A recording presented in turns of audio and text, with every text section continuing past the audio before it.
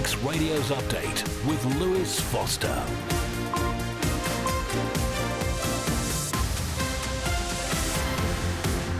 Fasamai. Welcome along to Update on Manx Radio. It's 5 o'clock on Friday the 2nd of May. Let's have half an hour of the latest news from the Isle of Man to get the bank holiday weekend underway. Coming up, we have reaction from the head of the Manx Development Corporation as the ribbon is cut on the former nurses' home in Douglas. Manx Care is hoping to reinstate face-to-face sessions with new parents from the autumn, plus more details from the Infrastructure Minister on changes at the airport. All that and more coming up, plus the latest weather and sport for you, as well as what to watch out for on the roads this evening. Let us know your thoughts. Text 166 177 or email studio@manxradio.com.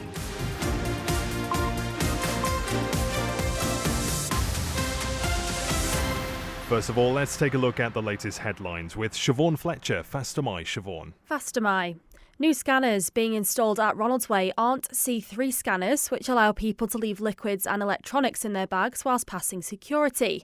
But Infrastructure Minister Michelle Haywood says they comply with airport regulations. The very new scanners are significantly heavier, and in a building the age of our airport building, they're actually probably too heavy to go into the current place where the scanner's located. New plans have been submitted for shops and apartments on North Quay in Douglas. Kelman Limited, the company which was denied permission to demolish and redevelop the former nuisance site, has come forward with another proposal. The new plans don't include the protected buildings, but the connecting properties on the western side. Government is looking for someone to take on the former COVID vaccination hub on Chester Street in Douglas. It's advertising for someone to lease the site for up to £287,000 a year. Manx Care says it's hoping to reinstate face-to-face sessions with new parents in the autumn. It's planning to offer a blended approach to parent craft classes with in-person classes and online videos after carrying out a consultation of women and families about what they would like from them. And Douglas has welcomed its first cruise passengers of the year today. Renaissance arrived in the Manx capital this morning and will depart at around 7 o'clock. Further afield, Nigel Farage says two-party politics is finished in the UK after his Reform Party claimed a series of election victories across England. As well as the Runcorn by-election, they've also taken control of Staffordshire, Lincolnshire, Durham and Lancashire councils. Mr Farage says it's historic. People want something different. This is reform quake. That's what's going on across the country today. These are the most astonishing set of local election results. The Conservatives are the biggest losers so far, having lost control of every single one of their councils.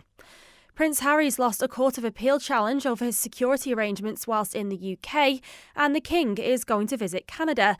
Buckingham Palace says he and the Queen will attend the state opening of Parliament in Ottawa at the end of the month. They're your headlines. I'll have your news at 6. Gurmayed. Thank you, Siobhan. The weather now brought to you by Manx Glass and Glazing. Another lovely day today and a fine end to the day with sunny spells and then clear overnight. Light to moderate north or northwest wind and a minimum temperature of 7 degrees. Mainly dry tomorrow morning with areas of cloud and a moderate, locally fresh northwest wind that could be quite gusty in places. Best of the sunshine in the afternoon, maximum temperature 14 degrees. Dry on Sunday with variable amounts of cloud and some bright or sunny intervals.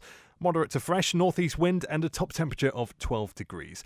Sunset tonight at 8:52 and sunrise tomorrow morning at 5:38. Manx Glass and Glazing can supply and install single, double and triple glazing. Call 674 573 or visit the showroom on the Snugborough Trading Estate. If you run a small business or just need more room in the back, Philshaw Vehicles has the perfect van or light commercial for all your needs and can sort out any finance. Based in the Tremode Estate, view philshawvehicles.im or call 49 51 49. A great night's sleep got even better with Zed's Bedding Store. From quality Beldorm bed linen and mattress protectors, fleece and woven throws to luxury duvets from the fine bedding company, Zed's Bedding Ramsey, next to Isle of Man Bank. SMS Trading have moved to 3 St Paul's Square, Ramsey. For flat pack to fully built, new or second-hand furniture, SMS Trading offer all-island delivery and man-in-a-van service. Call 315151 or find SMS Trading on Facebook. At Begode Cattery, we have been caring for animals for over 50 years. As a cattery, we care for customers' cats and treat them as our own.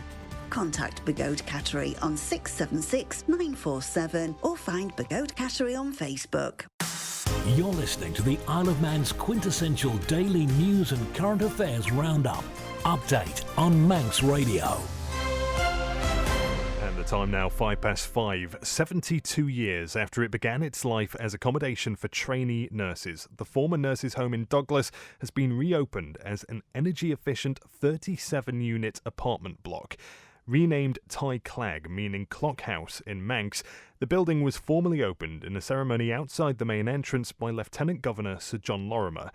At £11 million, it's the first project to be completed by the Manx Development Corporation, an arm's-length company set up by government in 2021 to redevelop brownfield sites.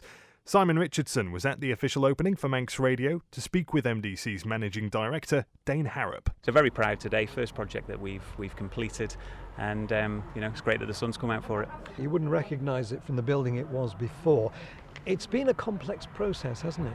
It has. When we first looked at the building, the top floor was in a poor state of repair. The roof was leaking, so we've had to deconstruct that. Then we've had to rebuild that fourth floor. But what that's given us is the opportunity to actually rebuild back in a lighter and more modern way of constructing, which has freed up some load on the foundations and allowed the glassy fifth story that you see here today, giving the building the 37 apartments and the commercial unit that we've produced here today.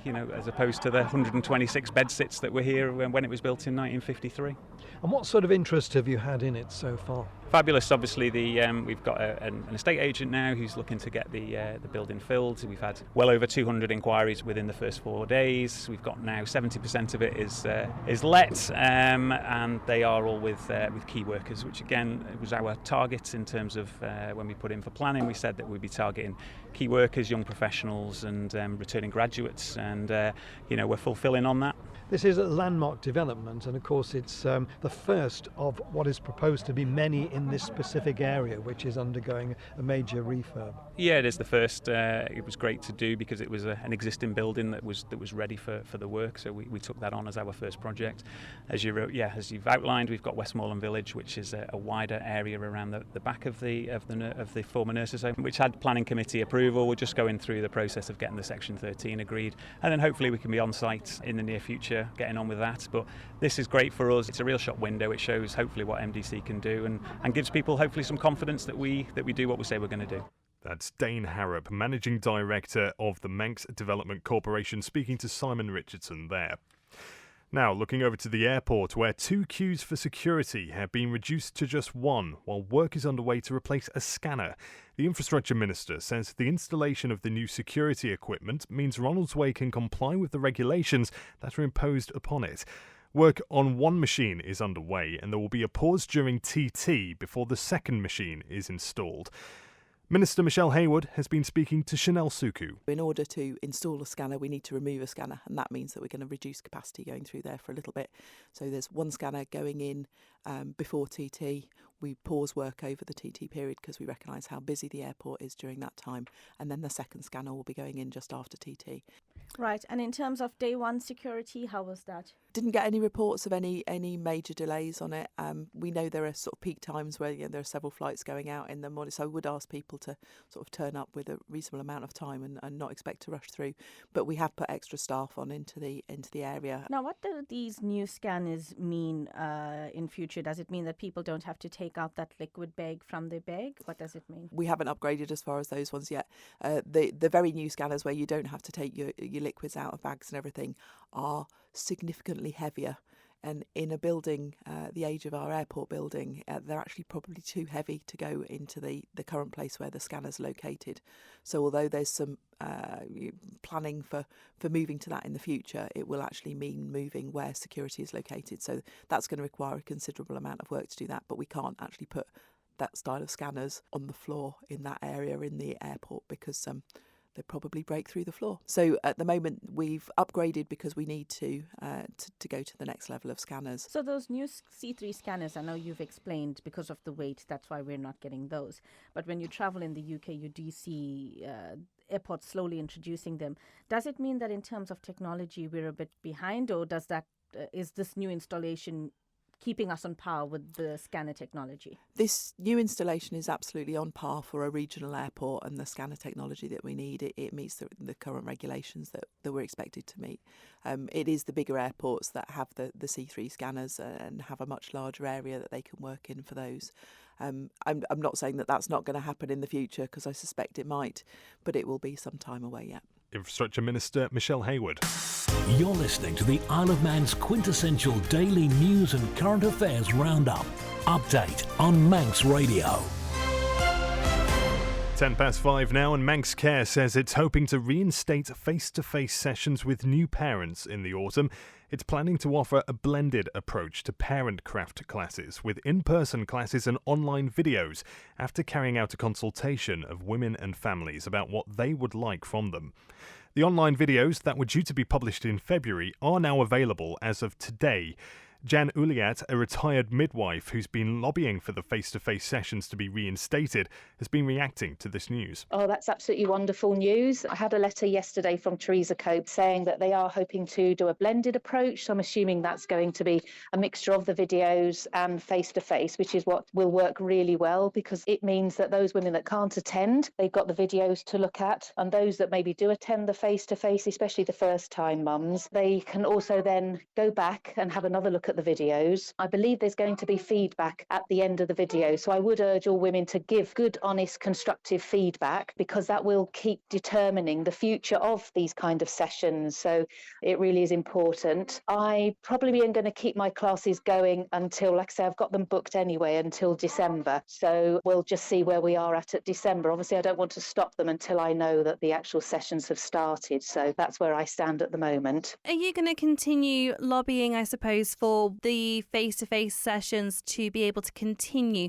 but also for improvements to those face-to-face contacts that new parents get from the midwifery team? Yeah, absolutely. I think it's still important that women write in their experiences of either face-to-face parent craft and also the experiences that they may have had with midwifery visits, but also those that maybe haven't had a visit and they feel that it would be useful, because it really is important. And as of yet, we haven't got a timescale as to when they are going to start. And I just feel that if they have the information from the women, they can put that point forward, maybe to government for funding and things like that. So I think it's important that they know how the women on the Isle of Man feel. It can be a difficult time. Women are very vulnerable. They're extremely tired. They're extremely exhausted. It's very difficult for them to get out to a clinic. So any help that the department can do to ease that burden would be absolutely fantastic. And obviously the best solution, as suggested by the NICE postnatal guidelines, are that women do have their visits at home. So let's just hope. We seem to be going in the right direction, which is absolutely wonderful. And I'm really pleased that Manx Care have taken this on board. That's retired midwife Jan Uliat speaking to Amy Griffiths there. Now, the lack of a government mortgage scheme is the biggest block for young people getting on the property ladder, according to a former Chief Minister. Ahead of the 2021 general election, housing was one of the main issues that dominated the campaign trail. Newly elected Castletown Commissioner Tony Brown has been speaking on the Man in Line. He says more could be done to help people buy their first home. Castletown's quite limited because of the boundaries of the town. I mean, the sea's on one side and then we've got the parishes round us on the other. There is land available. Whether it's accepted by the town as being land that could be developed for residential development is a matter that time will tell. I often find that one of the issues these days is the pace of development. I mean, if you look at how quickly Ballasala's been developed, it's had a massive impact on Ballasala as you come into it. And that's happened in a very short period of time. I've taken the view for many years that it should be phased development to meet the needs of the town and, to some degree, the wider populace, but not at a rate where you suddenly build 500 houses in about 18 months to 2 years. That is not what people want. Now, okay, that's fine. People say, yes, but you already live in a house, you're bound to think that way. But in fact, the biggest problem that young people have for getting housing is a lack of a government mortgage scheme. The scheme that is there only provides financial support, but they still have to go to a bank or an equivalent society to get the money, and they can't get 100% mortgage, they get 75%. So many of them can't save up the money they need to get the deposit. And furthermore, it's hard to get a mortgage on an old property, which of course is what many of us go into. And there's no logic at all, in my opinion, of driving young people into private rented accommodation if they can't afford it. In other words, if the majority of their income then goes on rent, and that's what's happening at the moment. Former Chief Minister and newly elected Castletown Commissioner Tony Brown. Manx Radio Travel, driven by Quayside Tyres and Service Centre. Let's take a look at the roads. Well, the closure of the mountain road between the Craig and the Bungalow has been extended until 8 o'clock tomorrow morning. It was hoped it could be reopened by 6 o'clock tonight, but the Department of Infrastructure's asphalt manufacturing plant suffered a breakdown this morning, so work has been delayed there. So staying closed overnight, hopefully reopening by 8 o'clock tomorrow morning. In Douglas, Market Street will be closed again this evening from 8 o'clock until 2 in the morning from the back of M&S to Victoria Street for fibre installation works. During the time of the closure, traffic can travel in both directions on the stretch of Market Street that remains open. In the Isle of Man Youth and Junior Tour cycling event takes place today and across the weekend. There'll be various road closures in place. In Douglas, the Loch Promenade walkway is now closed between the Bottleneck car park and the War Memorial. The closure will be in place until 10 o'clock tonight.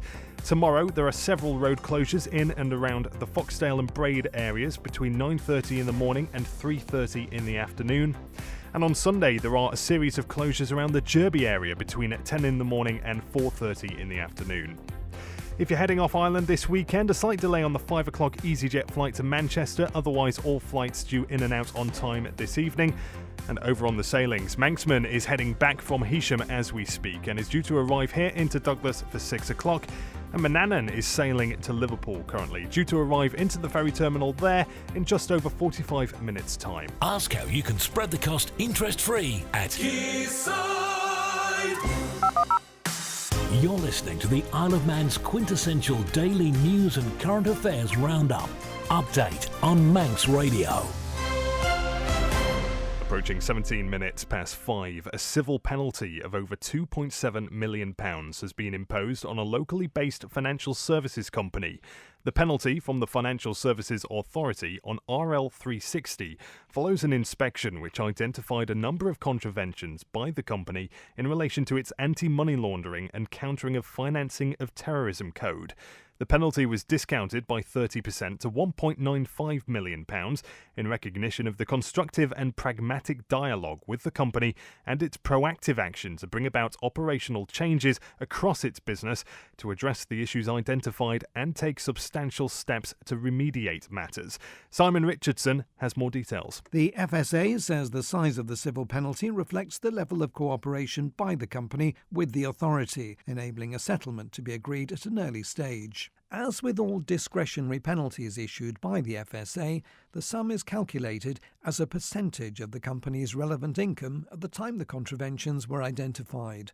Among the contraventions of the code by RL360 uncovered during the FSA inspection was a failure within its business risk assessment to independently assess money laundering and terrorist financing risks specific to each entity. The company's customer risk assessment process was found to lack sufficient detail, clarity, and a clear methodology. In some instances, high-risk customers were incorrectly classified, or their assessments failed to incorporate all relevant risk factors, including jurisdiction and product risk. RL360 was found to have conducted insufficient monitoring for high-risk customers, and trigger event reviews were often not carried out or were insufficient. This included neglecting to reassess customer review profiles and customer risk profiles when changes occurred. For some matters, customer due diligence and enhanced customer due diligence records were insufficient. The FSA concluded that RL360's business relationship with certain high-risk jurisdictions were not properly documented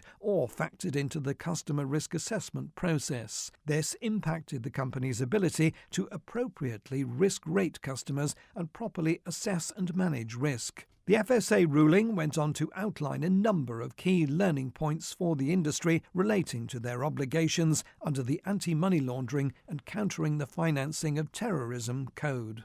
Simon Richardson with that report. Now, government is looking for someone to take on the former COVID vaccination hub on Chester Street in Douglas. It's advertising for someone to lease the premises, as Amy Griffiths reports. The site is still known to many as the Old Safeway, having once been home to the supermarket chain. Manx Care had to urgently relocate its vaccination operations from there last year because of its suitability to deliver a clinical service. It had previously cited difficulties heating the building and a lack of staff facilities among its issues.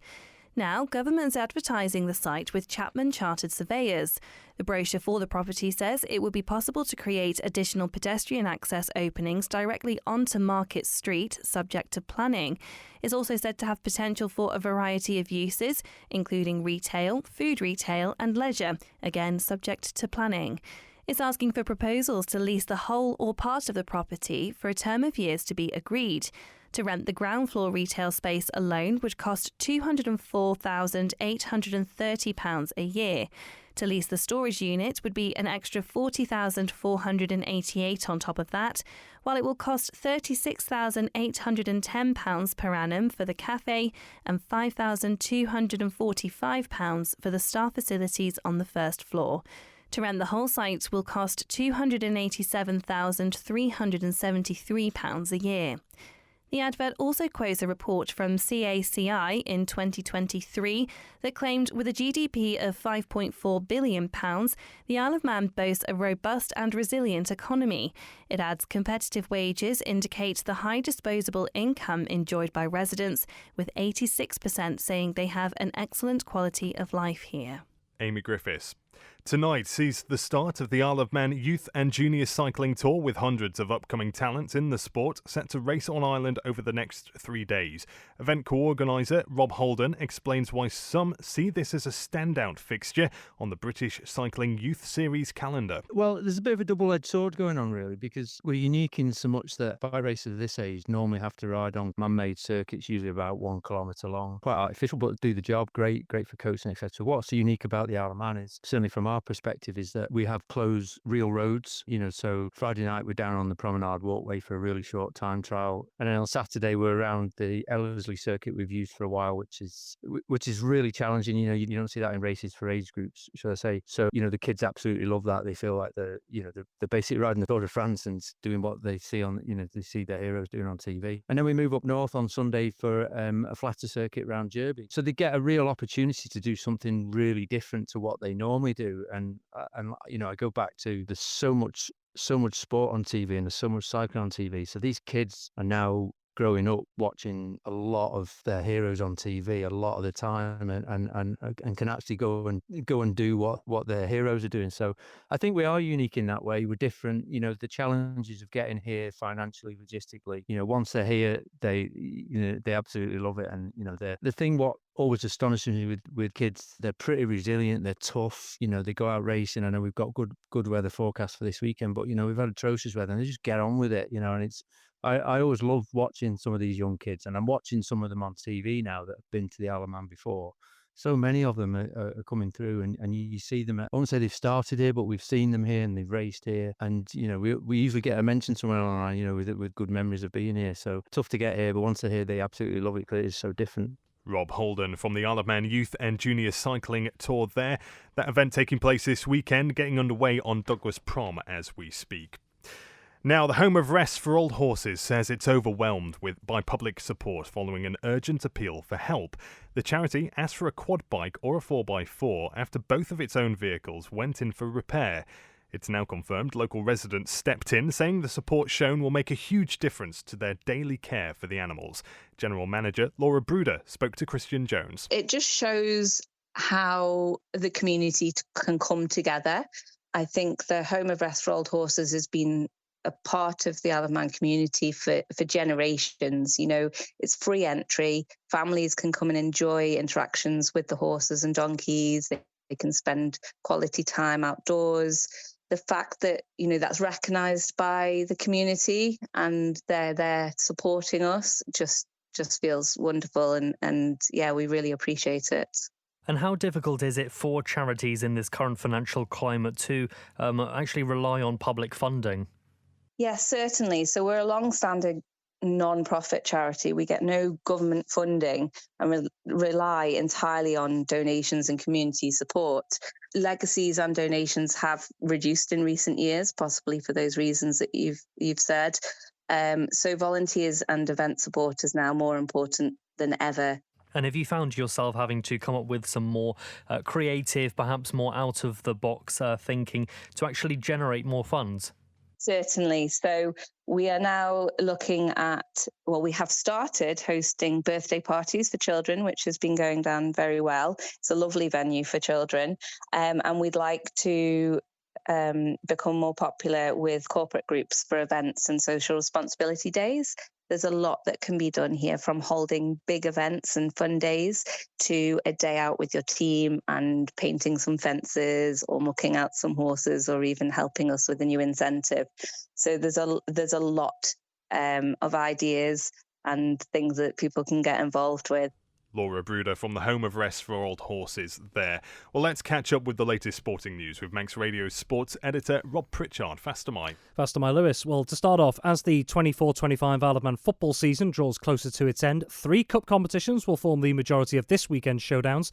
The last 4 phases of the Manx Quality Sheds Hospital Cup and Ascot Hotel Junior Cup will be held across Saturday and Sunday respectively. Elsewhere, tomorrow the first of the 2 semi-finals for this year's Paul Henry Gold Cup tournament for Division 2 sides takes place. It'll see Division 2 and Woods Cup champions Braddon playing host to Colby. In the Hospital Cup, Premier League champions Peel, after beating Ayr United in midweek in a quarter-final showdown, they head to Ramsey, whilst Laxey will be looking to avoid complacency against Douglas High School Old Boys, who secured promotion to the top flight earlier this week. Meanwhile, Sunday, in the semi-final stage of the Junior Cup, we'll see St John's United host Ayr United, whilst Russian United travel to St Mary's. You can see a full schedule of this weekend's fixtures on our website. In rugby, it's the finale to the season this weekend, with the Manx Cup final taking place at Ballafletcher on Saturday. Douglas will be hot favourites to retain their Manx Cup title when they take on Vagabonds at 3 p.m. tomorrow. It's one of 3 games taking place as part of the whole occasion, starting with a women and girls touch rugby event at noon, before a friendly between Southern Nomads and an Isle of Man Barbarian side at 1 p.m. And finally tonight, the Isle of Man's cycling squad to contest this year's Island Games has been announced. 9 riders have been selected in total, with the Manx squad to compete across all of the road and mountain bike events. 5 of the athletes were present at the previous games in 2023. Mark Hosthouse and Niall Quiggin were part of the last road events, whilst Owen Collins, Ross Thorley and Eric Kelly were involved in the mountain bike disciplines. Well, new additions for this year include Tyler Hannay, who stepped away from professional cycling last month, along with Ivan Sorby, Callum Salisbury and Cian Howard. At the last Games in Guernsey 2 years ago, the Isle of Man took 6 medals overall across the cycling classes. The 2025 events will take place in Orkney from the 12th to the 18th of July. Grow on my head, Rob Pritchard. That's it for Update Tonight. Stick around because there's more Rob on the way with Friday Sport Preview next. And Chris Kinley is here at 6 with Greatest Hits. Hope you have a great bank holiday weekend. Update will be back at the same time on Tuesday.